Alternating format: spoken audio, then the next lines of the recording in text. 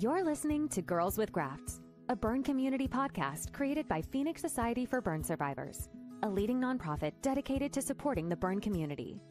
In this podcast, we'll talk with burn survivors, share resources to help with supporting and improving burn recovery, and discuss how to prevent burn injuries. Here are your hosts, burn survivors and Phoenix Society's marketing team, Amber Wilcox and Rachel Kudlak. Hello, everyone, and welcome back to Girls with Grafts. I am Rachel Kudlak. I'm one of the hosts of the show. And unfortunately, today, my co-host, Amber Wilcox, cannot join me, but that's okay. We have an amazing guest lined up for our second episode of Season 7 of Girls with Grafts. So let me do a quick shout out to today's partner, and then I'll introduce today's guest. So today's podcast is powered by one of our fire prevention partners, Telgian. Telgian is committed to providing effective and innovative fire protection, life safety, and security programs. And you can learn more about Telgian at telgian.com. And we appreciate their partnership and support of Phoenix Society. So then without further ado, today's guest is Martin Michael Lopez. Mike is a burn survivor, amputee, and a passionate grappler who's turned his live experience into a mission. After surviving a life-altering car crash, Mike has dedicated himself to supporting the burn community and creating space for voices often left out of the spotlight. He's the creator of Make and Move, which is a vlog series that highlights everyday resilience and redefines what it means to be able-bodied. So thank you so much, Mike, for joining us today. Thank you for having me, Rachel. Appreciate it. And that was wonderful. That sounds very nice. It's like special to hear something like that from someone. So I appreciate that. Thanks for having me. Yeah, we're so happy to have you on. So I know you sent me your bio, and I had to shorten it a little because I didn't want to make everyone listen to me for a few minutes up here, but I figured, why don't we just get started by you telling us a little bit more about yourself, your life before your burn injury, and then kind of up to your injury. All right. So I am from Bakersfield, California. I am the youngest of 8. I have 4 older brothers, 3 older sisters. My parents were blue collar workers, hard workers, and they raised us all to be the same. In my hometown, it's like, that's kind of what you, I don't know, I guess maybe from my background is kind of like the aspiration, or you just get into the workforce, you train hard and you work harder. And all of my siblings were some kind of athletes of some sort. So got into wrestling at an early age, probably about 13, 14 years old. Continued with that. I wasn't entirely sure, how to make it into college. I thought I was just going to wrestle and like, all right, I'll go to Harvard and wrestle or something. Like, I didn't know. I ended up, my coach used to always say this, like, I know you guys are in here training hard, and I know you guys are out there training or partying harder, but you gotta start paying attention, So that was kind of like a lifestyle that I was living. Ultimately, it led me into a burn injury where I was leaving a party, and a buddy of mine that was driving at the time, knew him for 6 years previous to that day. I hadn't even competed, not once in college yet. So it was around like early October. I just remember like Halloween parties, and the next thing I remember was like waking up before my 19th birthday. So kind of went on a little suicide mission, was saying these desperate words, and took me and my buddy with him while he was driving on the highway, 140 miles plus. Ends up hitting the embankment. We went for tumbles and turns. Well, I did. They flew out of the car. Went for tumbles and turns, smacked into a tree upside down, gas line ruptured, and I was in there pretty much like trying to protect my face, smacked my neck on the dashboard, and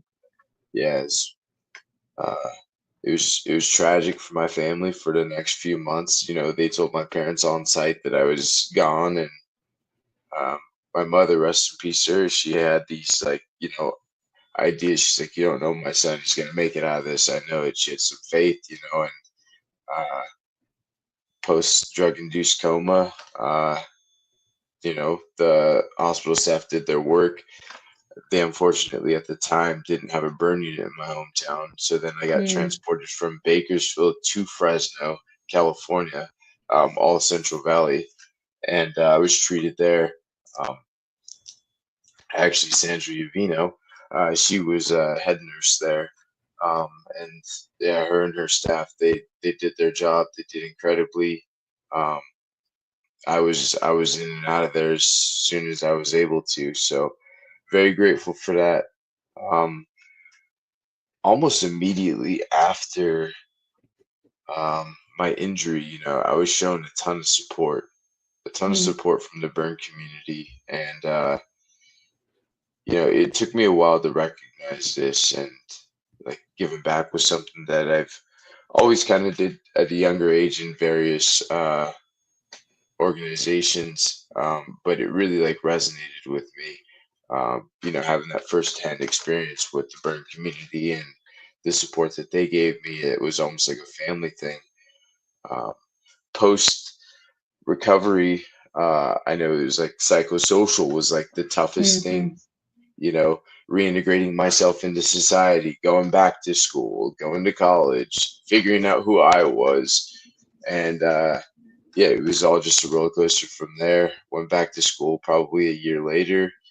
Uh, Met a girl that was going to the university out of town, and I decided to take that move. I was still in bandages. I still smelled like fire pretty much, I was still having surgeries. So I was constantly like traveling for surgeries, recovering, and then trying to make my way through a final, you know what I mean? And Mhm. that struggle was tough. I was in lots and lots of dark places in various times of my life, and really had to start learning how to take control of that. And then, yeah, through that recovery, I ended up getting back into athletics again. Started wrestling again, club team at UC Santa Barbara. Uh, had a couple of competitions. Finished school, went to a different university. They were like Division 1. Started wrestling when they were like 3. There was no way I was competing with them and studying economics. They're just too good. Uh, and yeah, so I just started like jiu-jitsu, and I've been at it since in my life, and it's really guided me into another community. And then seeing Mhm. all these like different ways and different people from different walks of life, it really was connecting to me. And then all of a sudden, I got introduced to like adaptive athletics, and then I see there is other people out there that are Mhm. into adaptive sports, especially in like adaptive jujitsu part of me. So it was just like a calling, if you will, a revelation. So right now, I decided to take my life into a different avenue. I've never really been that like this person and on a podcast. I never really Mhm. considered myself to do this. I had social media, but it was like private and strictly my Yeah. family. So yeah, different source of stuff. But here I am now. Uh, excuse me, making a move, trying to make things happen. Yes. No, and we'll definitely dive into some of those, definitely make a move. And I want to talk more about the athletics, in a moment. But I kind of want to go back to, one thing you mentioned earlier of like kind of your upbringing. And I think you wrote before too about this idea of like manning up, for lack of a better word, and like holding in emotions. And like you said, like work hard and work even harder. Um, so kind of how has your burn injury shaped or changed kind of just being more vulnerable and opening up about that psychosocial, that emotional side of healing? Wow, what a great question, Rachel. Um, so I just kind of want to start that by just saying, everything that I'm saying, it kind of intertwines and it's like a network to really make sense of my whole experience and like the patterns that I've noticed in my life. a little bit about the whole, being vulnerable thing. It took me a long time to get there, a very long time. I was in a lot of dark places. My culture, I'm Mexican American, first generation Mexican. My father came from Mexico. Like just that culture in general. You don't really talk about your feelings, sort of thing. You know, I never knew about counseling and therapy and stuff like this, so it really wasn't something that was like, oh, why aren't you just being vulnerable? Why don't you just talk about your boundaries? Why don't you just talk about your needs? It was really never anything like that. So for me, I did have to hold on to a lot of things. In the hospital, I remember my mother was always like terrified that I would get, addicted to opiates and drugs and pain medication and stuff like this. And I mean, I tried my best not to. I did have my like little, one-offs where I was like essentially doctor shopping for the next pain medication or something like this. It was real, Mm-hmm. but I always had in my head all of my siblings, traveling 2.5 hours every single day to come visit me, or to make sure I was maybe all right. We'll find out tomorrow if he's gonna live, some sort of thing. I've always had that in the back of my head. And then one day, they were just like, all right, you're alive, you're sustainable. It's getting harder for us to come see you, but we'll see you at the weekend or something. So it was just like, mom's staying here, and mom's staying here. She's scared of this. You're gonna have to do your best to like kind of man up and take care of her. So it just kind of like connected in a sense where it was like, okay, I I can't be here with this mindset and this like victim mind, like take care of me. I have an obligation to do. I have to Mm-hmm. step up right now. I'm the youngest. I've never had to necessarily step up for the family, but I did now. And so it kind of helped me in a sense where I felt not an obligation, but I felt a sense of like pride and purpose. My purpose was don't take pain pills as much as I couldn't. It's kind of tough when you get your full skin, your full back skin grafted. It's kind of tough Mm-hmm. to like not take a pain pill, Yeah. or to pump that morphine button, you know. And I tried my hardest. I tried my hardest. I tried my best. But again, like that, just that sense of purpose, it really, really like. I think I also had that support, and just combined support, the mindset, really, really kind of helped me out a bunch. So keeping on with this life, I'm like thinking, okay, this is a solution now. Okay, I'm beyond this. Maybe I don't need the pain pills anymore. That's a whole nother story. Um, but then I get into life. I'm like, okay, I can't keep on with this like short term fix survival mode, if you will. So there's certain things that come up. I have needs, I have expectations in life. I don't really know how to communicate very well. So how do I put this all together to where life works out in the direction that I want it to go? Well, you kind of have to express certain things. You kind of have to know what are those things that hurt you, or maybe even not even hurt you, but like what are the things that you wish to accomplish, and how can you touch that part of your head and your brain and your heart, and express it in the sense that uh, makes people understand like where you're coming from, if you will. So I guess Mm-hmm. times like right now, like I feel like I'm being vulnerable. I'm talking about certain things that I normally wouldn't. Like maybe my old therapist probably wouldn't even hear some of these things. But Mm-hmm. in a sense, I think that too takes a strength. You know, Definitely. there was this stigma again. Maybe it's a cultural thing. Maybe it's I don't know what it is. And maybe it's just me making it up. Who knows? But there's this or this stigma, like, oh yeah, you talk about your feelings, you're like this weak or sad or whatever person. And it's Mm-hmm. like it actually takes a really strong person, in my opinion, to face these kind of things. And I just started like kind of practicing like certain mindsets, and um, yeah, I guess that's how I arrived to just and there's a time and a place for it, obviously, For sure. yeah. For sure. Well, do you have any like tips or advice for, others who are listening? I mean, that's you sharing your story today is definitely vulnerable. I totally feel that as well. But, we do it because with the idea that we are helping others because, others helped us along our journeys by them sharing their journey and what helped them and the tough parts, the big wins, things like that. So, maybe for those who are really early on in their journey, what advice or tips would you share with them of kind of feeling okay to share your emotions? Ooh, this is a tough one. And for me, you know, I always think to myself sometimes, like, sometimes people are like, hey, maybe you should be a peer support. I'm like, are you sure me? Like, you really, I'm the guy, I'm probably the wrong guy. I can think of like 3 or 4 other dudes, but ultimately, if I am this person that is, let's say I was communicating with myself back when I first had this injury, I would definitely tell myself, you have to feel it all. You have to process it all. Don't put up those boundaries. Don't put up those blocks. And if you do, just put a little timestamp. Put a little timestamp because some way, somehow, it's going to be resonated in your brain.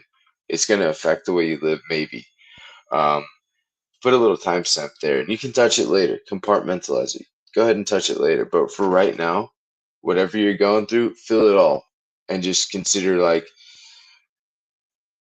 ooh, where it's coming from, why it's making you think these thoughts, why are you thinking these thoughts, sort of thing. So you can feel it all, address it in time, take those small victories. You know, I remember having that this one particular day. I'm in this hospital. My face is like completely bandaged up. I can barely see through like maybe the cracks of my bandages. My depth perception sucked. And I remember the first day I was like supposed to take a step off of my hospital bed and I look over and I'm like, I ain't stepping down there. I'm gonna fall. It's like to me it was like 20 feet and it Mm-hmm. was just like a step off the bed. And I remember like touching ground, trying my best to stand up and collapsing back into the bed. And I was like, Mm. okay, we did that today. Tomorrow we're going further. So it was Yep. just like always having this idea of, okay, I'm going to get 1% better every day. And sometimes I couldn't. Sometimes it was like, okay, you have this much progress 2 days in a row, but then you just take this one step backwards. So for me, it was all kind of like a part of my mindset. Like as long as there was forward motion, I was doing something okay to recover my heart. But I gave that time and that grace to myself. And that's something that took a long time too, because I was always like, do this, do that, and be there by this time in your lifespan or timeline. And I really never gave myself like the love that I should have, the respect I should have, the rest that I needed when it was needed to be taken, sort of thing. So if I can combine all of that into something, I would tell people, give yourself the time, take your time, Mm-hmm. uh, you know, be aware, feel it all, don't hide things, and if you need Yep. to, compartmentalize them. Ultimately, there is a huge community. Um, we not we might not know exactly what it is, walking in your shoes and in your life, but don't block out people that might have similar experiences. So Mm-hmm. I did have an experience at World Burn. I was very lucky to go almost immediately after my recovery, probably a year later, which is pretty soon. And it was my Mm-hmm. first experience with other burn survivors. And I remember this particular woman. If you're still out there, please come say hi to me. I don't know her name. We were walking past in a hall. I was going to my very first exhibit, and I had the little tag with the heart on it indicating I'm a Mm. first timer. So, people will come give you an embrace and, talk to you a little bit. And I'm like kind of walking fast, and this woman stopped right in front of me. So I'm like, okay, let's see what she has to say. And visually, she appeared to have burn scars, and she was introducing herself to me. And I remember, long story short, she was just like, how far are you into your recovery? And I told her, I'm like a year and a half, maybe 1 year out. And she was like, you're just a baby. You have so much of life. You have so much of life to go through. And in my head, I'm this like 19-year-old punk kid thinks he knows it all. I'm like, who is this lady trying to tell me I don't know what my life is like, And like to this day, I replay this over and over. Like, she was right. She was right. She was right. She was right the whole time. There was so much that I tried to rush through. I tried to get to the ultimate end, and it's just like there are resonating things. There's little things that I compartmentalized, and I forgot. All of a sudden, they're coming back in my life. I'm like, oh, then the open wounds and like just certain things. Like, well, how did that happen? And it's all part of a journey. Take your time with it. It's kind of lifelong. Oh, it certainly is. I don't know if this happened to you, but we often hear from survivors too that the goal is to go home from the hospital, and you kind of get into this mindset of, well, once I'm home, things will go back to normal because I'm at home. My physical healing is not done, but you think by going home that like, okay, I'm done with this. But it's only just beginning when you go home.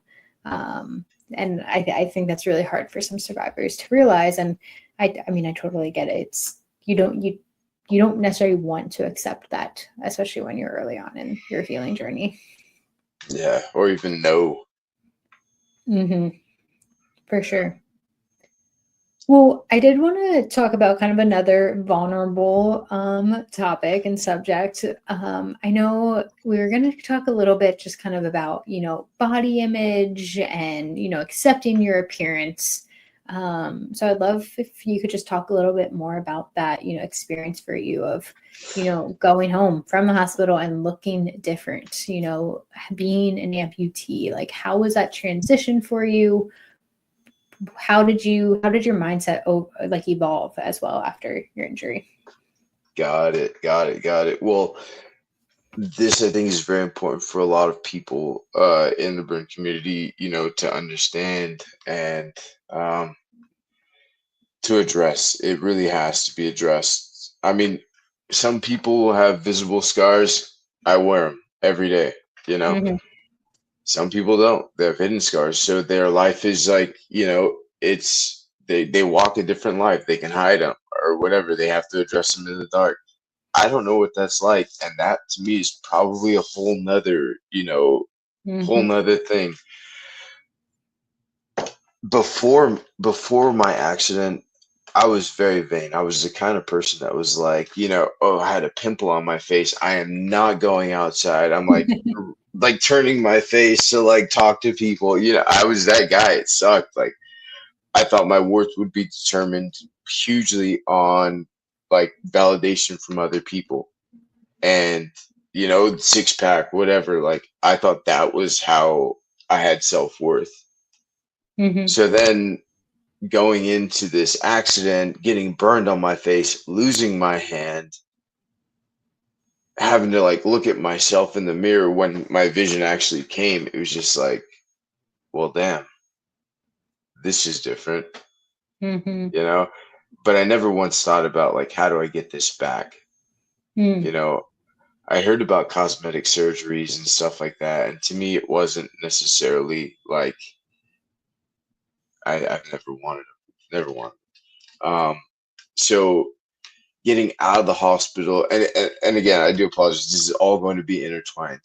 So the day I got out of the hospital, I still had bandages on. I had compression. Like, I didn't have my complete compression kit yet, and I remember having like I don't know what they call them, like just like the tuba grip or something like this, I think is what it was called. I was full of it. I was bleeding. I smelled like blood, smelled like fire. I had bandages on my face, and clearly I had just gotten out of the hospital. It was just a shoe I had to wear.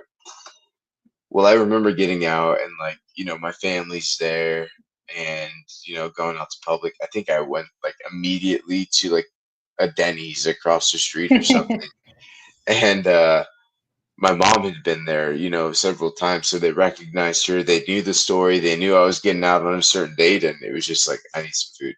Let's go there. And yeah, I remember it was just kind of like they didn't really like give me any kind of like space, if you will. They were just like, "Hey, we heard Yeah. about you. How are you? How's it going?" Sort of thing. Fortunately, I didn't have to answer those like, what happened to you kind of Exactly. questions because they already knew.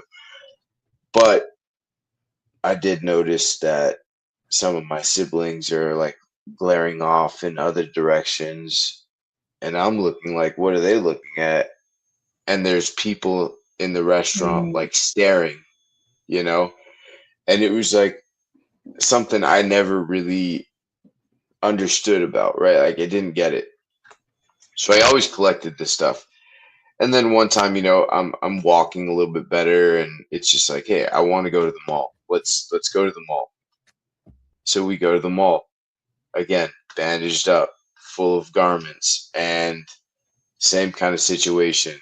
And it turns into like certain altercations, like, hey, quit staring or teach your kid something or talk to your kid this way. And I wouldn't say I'm a passive person because like, I like sometimes violence is cool to me. I mean, but like I don't want to like sure if someone's staring like okay it could be rude but I'm not going to go out of my way interrupt my life mm, to like entertain this to somebody it yeah. just happens it's just what people do and sometimes it can turn into something cool right so I wouldn't say I'm passive but I can understand certain things and to me it's just like whatever their case may be I know what my case is it's like Yep. I I have to wear this I have to figure it out sometimes it gets to me sometimes it doesn't like Mm, I'll see someone like mommy his hand or I get the pirate thing all the time from kids or mm, even adults lived my life like probably 8 years on the central coast of California and I got that you don't even know how many times I got pirate from adults and children and then this one time particularly I was at an airport and I'm waiting for my flight and there's this kid and mother in front of me and I remember the kid was kind of like playing with his hand and he was like looking at me in the distance like side-eyeing me and then he just kind of like looked at his mom and then he kept staring at me the mom wasn't really paying attention to him and then he leaned over and he said something to her and then she approached me and I'm like okay this is way better than like mm-hmm. not approaching me or not saying anything or whatnot. And she said, "My son likes your haircut. He wants to know where you got it from." And I was just Aw. like, "This is the coolest thing ever." For all I know, Mhm. everyone that's staring at me thinks my haircut's cool, you know.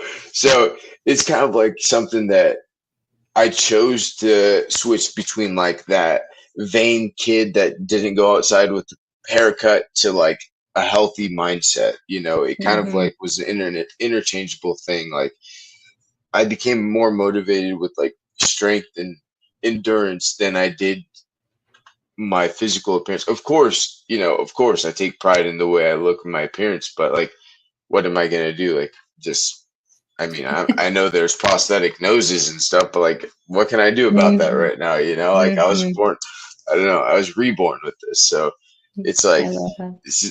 this is what I got. So again, short term motivator, but yeah, it wasn't a good foundation for like a meaningful life to have that. Why are you staring at me? Victimhood sort of mindset.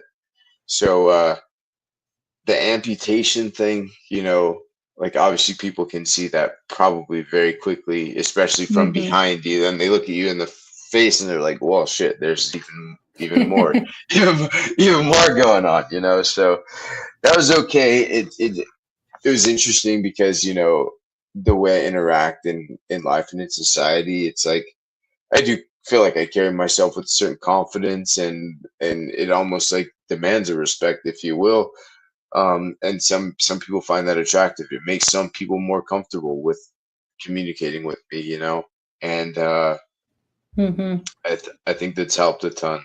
Yeah. Yeah. I hope I'm answering your questions, by the No, way. you're doing a great job. But no, I want to call out kind of what, I thought you brought up a really good point. Just kind of shifting your own mindset and like carrying yourself with confidence. Even if you're feeling like, I don't look good today, don't like my outfit, but I have to go to this event. And if you carry yourself with confidence and truly believe it on the inside, you're going to radiate that on the outside.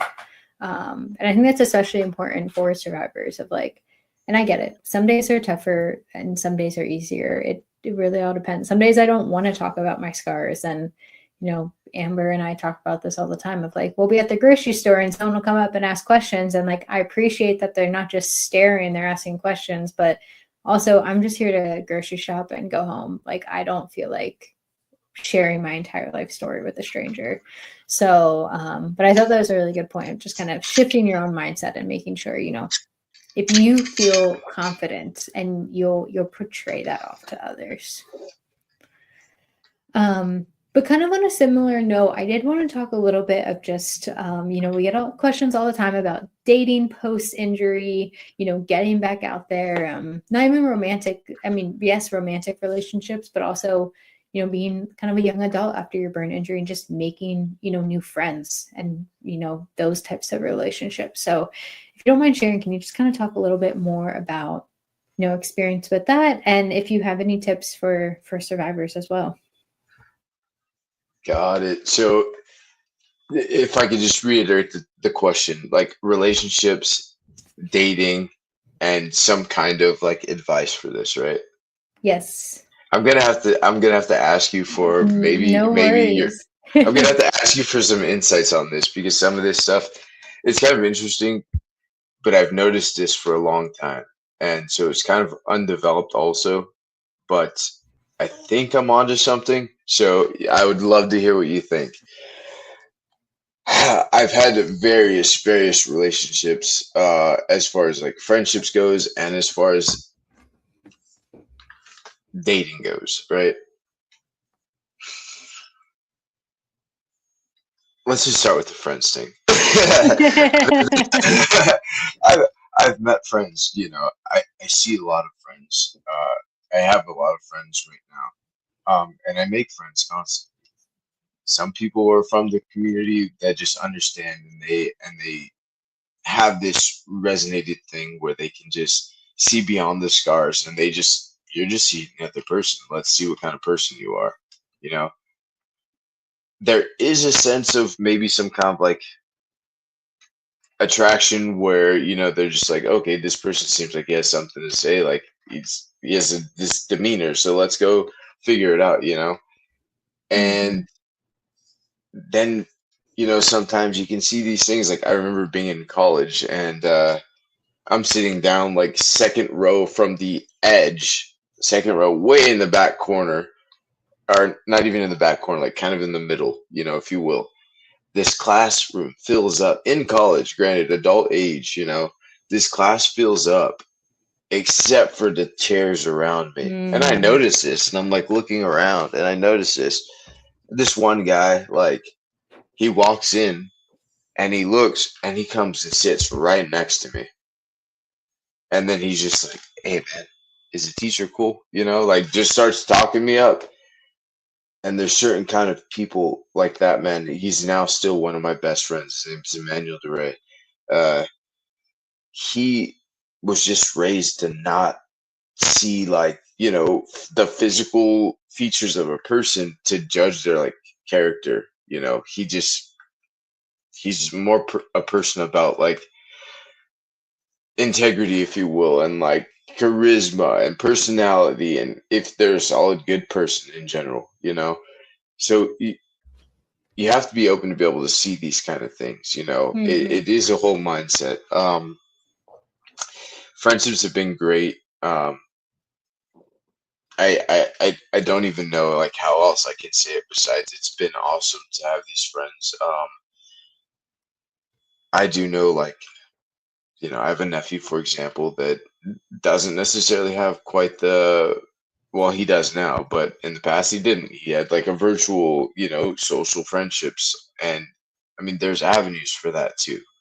The same Mm-hmm. thing. It's like, what kind of values do you have that make you want to define, okay, this person's gonna be my friend or not? A lot of my friends come from the grappling community, when you sweat and bleed and go for the same goals as other people constantly every day, twice a day.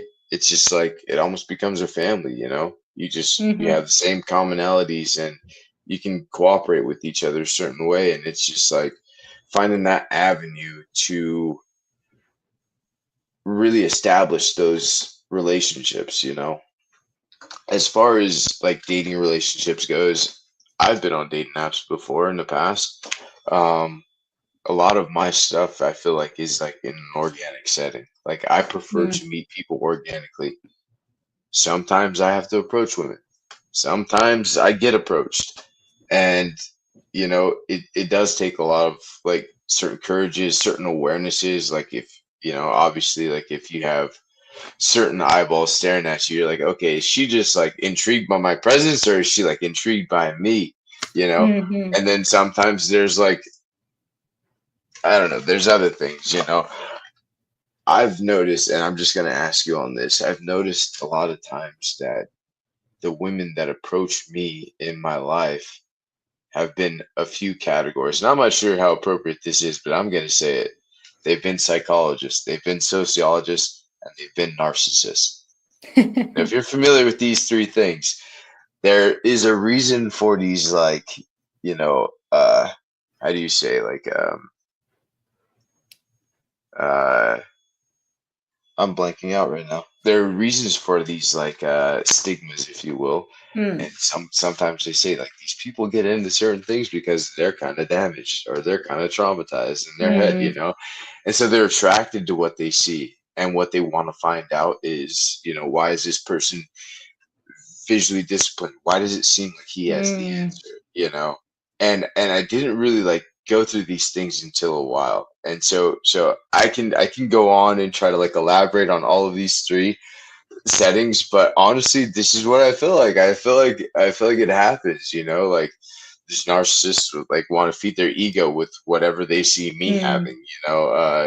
Maybe psychologists, okay, again, and this could be like an intellectual connection as well. Maybe they just want to learn. I don't know. But they see this like visible manifestation of like resilience and they're drawn to it, the complexity or whatnot. They maybe like a sociologist sees like this guy is walking around the world challenging the social conventions of beauty and standards and whatnot. And I think all of this stuff, like I mentioned at the beginning, it's all kind of intertwined. And I think a lot of this stuff is kind of intertwined as to why I started with like to make a move. It's just like I want to challenge these conventions. But in these relationships, it's tough sometimes because not all people have your best interest. Not all people are selfless. No, Yeah, for yeah. sure. Definitely. You took a second. I want to hear this.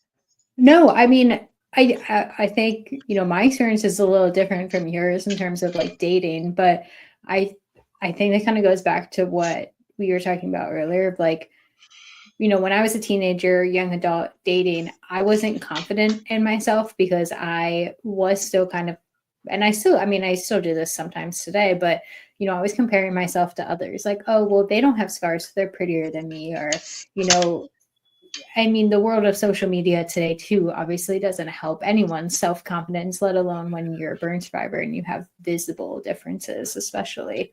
So I think I was also attracting people who weren't, very, I shouldn't say they weren't confident, but, didn't help boost me up because I wasn't doing that myself. But that's all I was seeking I was only looking for like validation of myself. But then once I know it's a tale as old as time, but like it truly is like once you start to love yourself, you will attract the right people who also want to love you for who you are.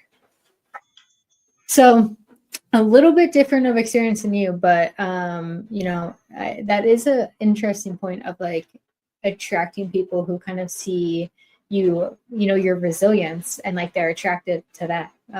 So it sounds like you have a type of who's coming after you. Yeah, type of who's coming at me, for sure. I really like what you said, though. I really like what you said. And I'm very intrigued. Like, I don't know if there's any case studies of all that, but they probably see me as like a case study. Like, hey, this is a walking case study right here. But I'm curious as to other people's experiences, really. No, for I'm very sure. curious. But I did have a friend who told me this. I don't know if you want your name out there, but I'm going to say it. Daniel Ciccone. He's my friend. We can call him Apollo. Apollo told me, I was having this conversation. He's always encouraging about like being introspective and like not really placing blame on other people or other things. And he really told me when I was speaking to him about relationships, he said, "Well, what does this mean about you?" And this might lead into some advice, if you will, to finish answering the question. This might lead me into some advice for other people or other survivors. He said, "What does this mean about you?" And I had addressed it already, so I knew the answer. And I said, "Well, that's very interesting that you called me out on this. And that's why you're my friend, because you're calling me out on this. It says that I have certain boundaries." He said, "Well, maybe you carry yourself a certain way, or maybe you allow these people to love you this way because it says something about you." And I said, "Well, you know what? I did address this. I have poor boundaries. I have sometimes I slump back on my self-respect. Sometimes my needs and self-worth and expectations, sometimes those things are not addressed. And as a burn survivor, sometimes it's hard. You know, sometimes you can't be that role where you're like the nurtured, getting taken care of, and your partner can fulfill that completely. Again, it comes down to like what are the intents, right? Like what is the intention about it? Sometimes those relationships can coexist. That's not me. Fortunately, I don't have to be dependent on anyone. Um, so because of that, I did have to look at myself and dive deep into this a little bit. Like, why am I letting these people into my life continuously? Like, why do I keep giving them chances, or whatever the case may be? And it's like I'm not I'm not adhering to my boundaries. I see red flags and I'm just letting them go. Well, what is it? Am I just comfortable? Like, do I just need someone in my life? Like, is that nurture or that idea of nurture something resonated in where I was at in my recovery, sort of thing. So I really had to address that in various times in my life, in various times in my recovery as a burn survivor, having surgeries, having girlfriends, being out of surgeries, having girlfriends, not having girlfriends, having surgeries. Like each one of those points affected me certain ways where I'm like, oh, is it because I had this surgery that I can't get this girlfriend, or I'm bleeding, or whatever, I have this bandage, or I'm wearing an airplane splint, or whatever the case may be. It really affected the way that I process relationships, So ultimately, the advice I would give is always look inside, you know, remember to always have that self-worth, love yourself, set your boundaries, adhere to them, communicate your needs, and the right people will find you, like you said. Definitely.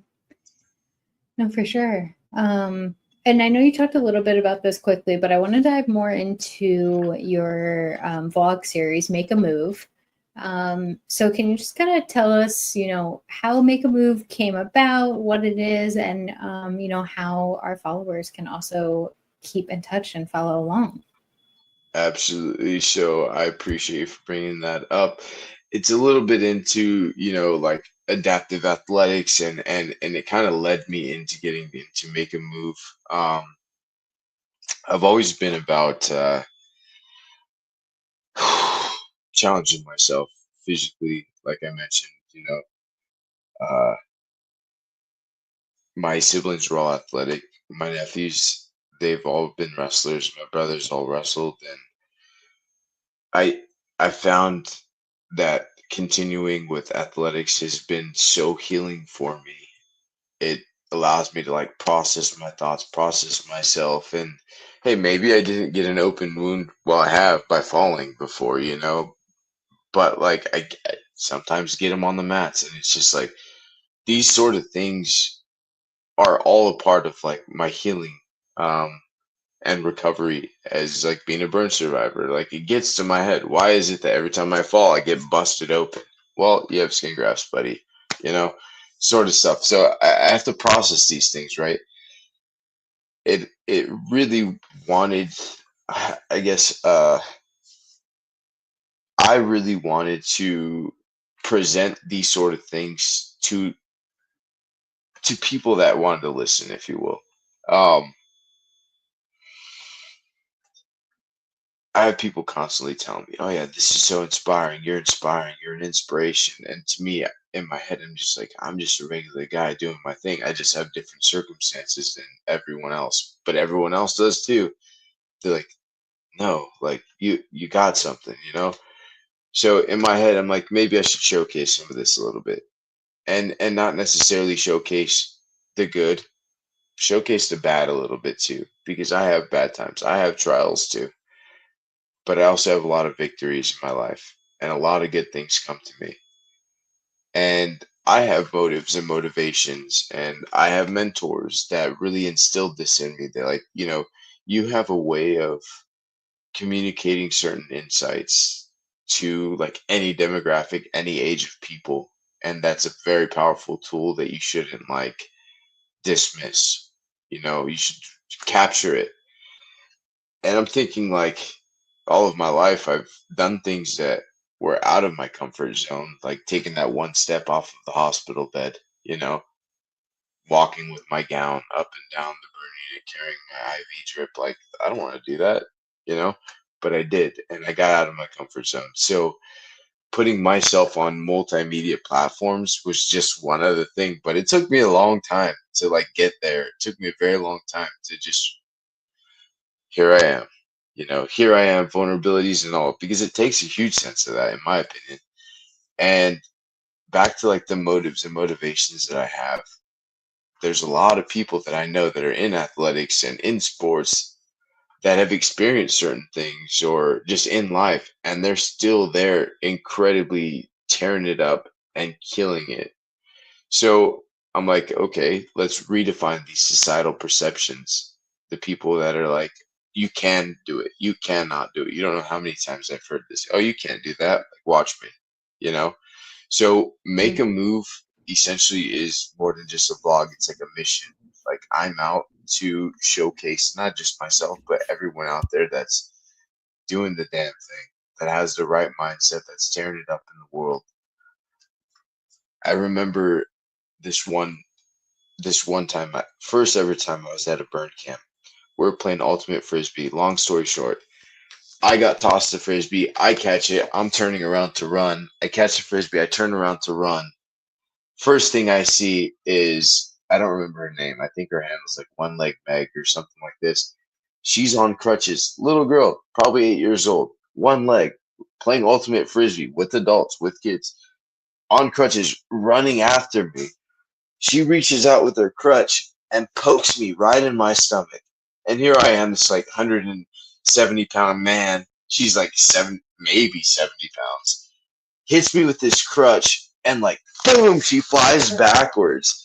And I like jumped up immediately, dropped the frisbee, like, oh, I'm sorry. Like, are you okay? Are you okay? And she's like, I got you. And I was just like, here I am catering to this little girl who's tough as nails. And she's just playing the game. She's just like, what are you talking about, buddy? Like, you're out, or whatever. Like, this is my frisbee. And to me, that was just like, this needs to be heard. Like, people need to see this stuff. And, Make a move was started. I'm about 6 episodes deep. One person was born with one arm, and he is a professional fisherman. Catches more fish in a week than I have all my life. I have another episode with she's a doctor of neurophysical therapy. She rehabilitates her clients through CrossFit. Some of these people have had strokes. They've had spinal cord injuries or whatnot, and they're out there trying to lift their bodies off the ground, trying to lift the dumbbell up in the air, and they're doing it. And to me, these kind of like, it's just like they're not staying in place. They're actually moving in motion. They're not running away. They're not being the victim. They're doing something with themselves and with athletics. I have burn survivors that are doctors of physical therapy, also personal trainers, professional weightlifters, also Brazilian Jiu-Jitsu athletes, and it's just like these things are going to be showcased, and the next person that says you can't do it, just show them this, and they'll definitely redefine their perception for sure. No, that's awesome. I'm excited to check out some of your episodes. So for our listeners who want to watch some of your Make the Move vlogs, is that I will make sure we have links below, but can they find you on YouTube, Instagram, both? Absolutely. So still working on I guess TikTok's the next avenue. So we'll get it out there eventually. Facebook, we'll get that out there. Right now I'm on X, I'm on YouTube, and I am on Instagram. And my YouTube channel, you can find it's makeamove.mml. It's pretty much the same thing with like Instagram, makeamove.martin, X as well. We do have a pilot episode out. There will be a trailer series of shorts, and then some episode coming out very soon. I'm very excited. There's a lot of movement, a lot of community support, a lot of people circling behind it and helping us out. And I can't thank them all enough. If you see something like this, that's the logo, so it will be out there. Come see me at World Burn. I'll have an exhibit and a booth out there. Check us out. It'll be great. It'll be really good. Please follow, like, subscribe, share, all of that. Yeah, well, I know we're so excited to have you as an exhibitor at Phoenix World Burn Congress. So for our listeners who may not know, Phoenix World Burn Congress is coming up this November 12th through 14th in Covington, Kentucky. I know we're coming up here on time, Mike, and I still have a few more questions for you, but can you just talk a little bit we have a lot of listeners who are either unsure if they're going to go, they're feeling nervous. Phoenix World Burn Congress tends to be, for many survivors, the first, big gathering of the survivor community. So can you maybe just share, what would you tell someone who's maybe nervous about attending this year's event? So if someone is going and you're going, maybe it's your first time, maybe you have some kind of anxieties about, being with other burn survivors, being with people 24 hours a day, multiple days a year, just really know that there is extreme balance and everyone is understanding there. You can attend a support group if it's too much. Everyone would understand if you got up and walked out. If you're in this big exhibit hall and you need some fresh air, everyone will understand if you had to walk out and go get some air. Take your time with it, enjoy it all, process it all, make a friend, and it's going to be the most probably amazing thing and infectious thing, and you will want to continue to be a part of it.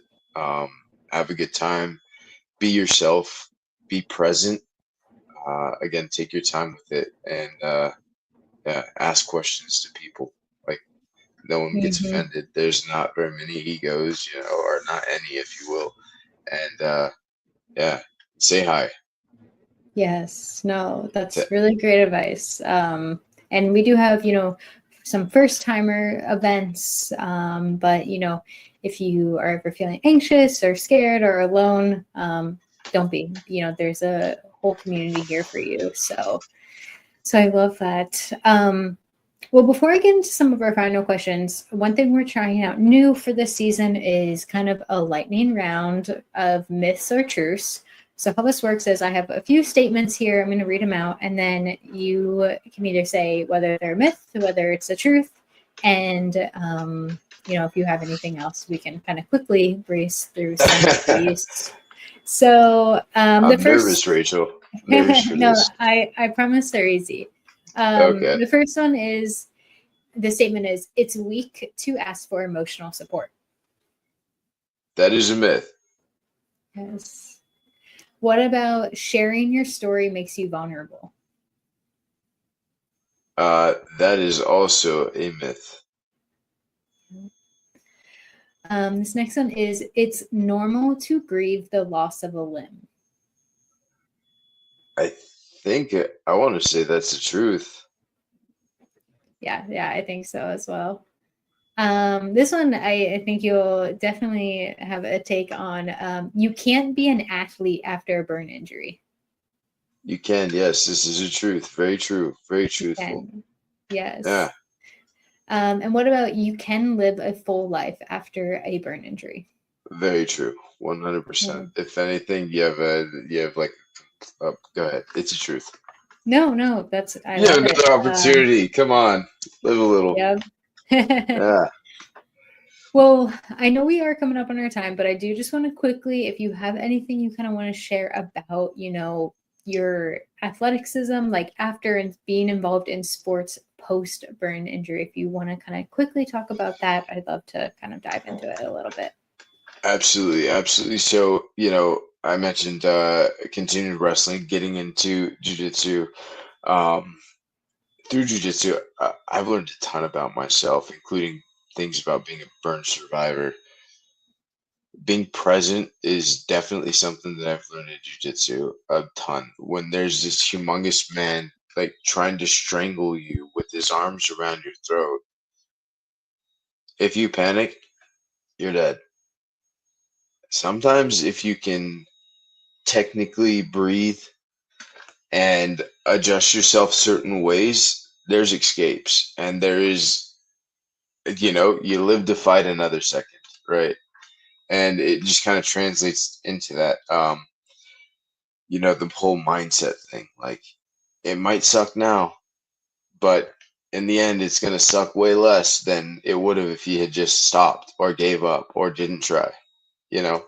Um, Being a burn survivor and training jujitsu, I'm on the mat all the time. Sometimes these mats are a little dirty.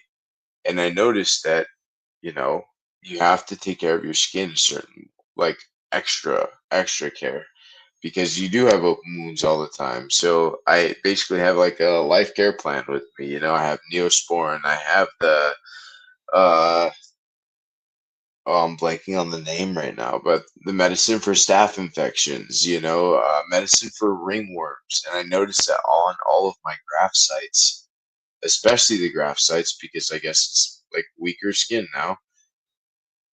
I get these things sometimes, so it's like I have to always be conscientious of like hygiene, taking care of my body. Um, it wasn't the easiest thing to immediately jump into. I had ventilators in my lungs. Cardio sucked, you know. Yeah. I would fall asleep for a whole day just walking up and down, it just took that much energy out of me. And sometimes it could be toxic because you want a quick, easy fix, like consume some calories, get some energy, and you're just like, oh, look, that place is open, let's get a burger. But it's like, that's a short-term fix. It doesn't really help out in the long run. You really have to take care of yourself. Have that good balance. Meal prep, something like this, ultimately it saves you with inflammation, which is something that I also deal with. Like, I was burned like to my shoulder bones, like it was pretty bad. I get pains here. I get pains in my neck, smack my neck on the dashboard. I notice you eat shit food, you feel like shit. That's just the way I see it. So I have to address these things. Yeah. Staying healthy in Definitely. general. Yeah. Yep. It No, I think one that's great, for any survivor, whether or not they want to necessarily be competing in a sport, or even just, we all know the importance of living a healthy, active lifestyle. And that's especially true for survivors. Yeah, 100%. Stay healthy. Um, And that could even just mean the right balance, indoors, outdoors, productivity and leisure.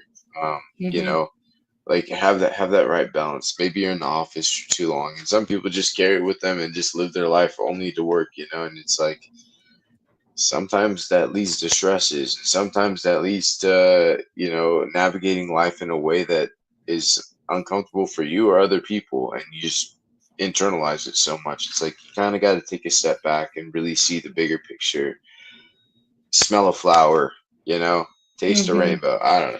Oh, that's Skittles, but yeah, Yes. yeah. No, that's great. Well, Mike, I know we are up on our time and we do have two final questions that we always ask our guests. But before we dive into those, just kind of wanted to open up to you and see if you had anything else you wanted to share with our listeners. Hmm. We all make mistakes, including myself. I'm just here trying to figure out life, trying to navigate it all, and yeah, trying not to make uh, the same mistakes twice, or at least three Yeah. times. Ultimately, like take that risk. Get out of your Yeah. comfort zone, take the risk. Yeah. Experience something new, do something different. Um, really look inwards. When you find yourself sitting down, blaming the world, blaming other people, you did this, you did that, that's a problem. You know, look Mhm. inwards. Life is more fulfilling that way. See what those boundaries are that maybe you missed. Take ownership for things. Also, don't take everyone's word for solid. Figure it out yourself. Like I'm not Yeah, saying I have the remedy for you. You're gonna figure it out. definitely. That's some great advice. Well, Mike, like you said, we do always ask our guests two final questions. And our first one is, what gives you hope when things feel heavy?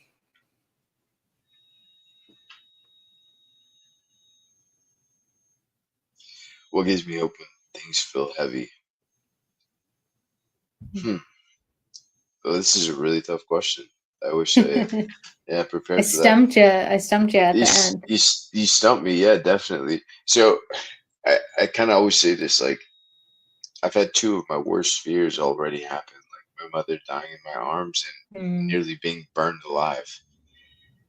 So sometimes, like, I do get sad about that sort of stuff. But like, what gives me hope? Was that the question? yeah, what gives you hope? What gives me hope? I don't know. I would like to say I'm pretty present minded right now. So I know that if I'm living a fulfilling life, ultimately the future is going to have the outcome that I'm aiming for. But having that like survival mode kind of life, that doesn't really bring like a remedy for the future. It just brings like a present Hmm. solution. So I think always thinking of like a growth mindset and doing the things that will lead me to a theoretical outcome. I think that helps me. Just the growth mindset. I think that gives me the hope that things will work out or will be the way that I'm navigating my life to be. Hopefully that answered your question. It did. It did. Well, it is time for our final question, which is our Phoenix partner question today, sponsored by Telgian. So, their question is, what do you hope someone listening to your story feels or learns? Ooh, ooh. Hmm. What do I hope they feel or learn? I hope, if anything, and I don't really even like to use this word normal, but I hope, if anything, maybe someone out there hears this, listens to this, and maybe doesn't feel different or feels like Mm, they are a part of something. Um, I hope they learn that it is okay to, uh, to be you and have reservations and stand up for yourself and to do something and challenge those naysayers that say you can't. obviously within a moral and ethical compass. But figure it out. Maybe you never knew that you liked to ride bikes. Like, get on a bike, figure it Mm, out. Like, you might find these passions of your life that you never knew existed. Um, check out Make a Move. You can yes. continue to figure it out. We're all in this together. Ultimately, we're all just visitors here. We're all Hmm. fools visiting this, floating rock. So, uh, Yep, yeah, just keep on keeping on. definitely.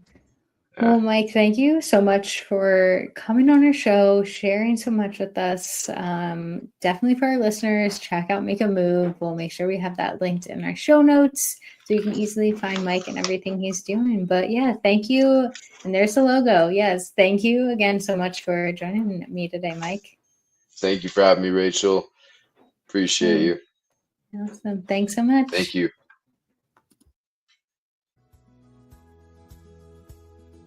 Thanks so much for tuning in to this episode of Girls with Grafts.